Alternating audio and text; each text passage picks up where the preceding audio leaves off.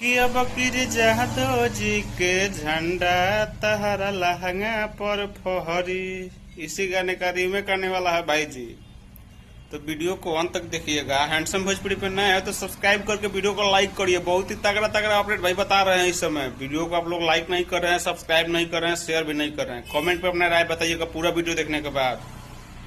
यादव जी का झंडा तहरा लहंगा पर 42 रीमेक सॉन्ग आने वाला है बहुत ही जल्द, जिसका शूटिंग वीडियो सब कुछ कंप्लीट हो गया है। कल वाला इवेंट में खेसारी भैया बता दिए हैं, लक्की विश्वकर्मा बताए हैं, आर्या शर्मा जी सब लोग वहां पे मौजूद थे। सभी लोग बताए हैं कि रीमेक सॉन्ग कंप्लीट हो चुका है। कभी भी पोस्टर आ सकता है, कभी भी गाना आ सकता है, ठीक है। तो इस गाने के लिए आप लोग कितना एक्साइटेड हैं कमेंट करिए। यादव जी के झंडा 2 यही मतलब रीमेक सॉन्ग है।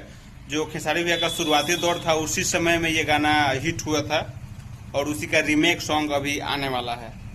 तो ये अपडेट आप सभी को कैसा लगा कमेंट करिए। और हैंडसम भोजपुरी पे नए हैं तो चैनल को सब्सक्राइब करिए।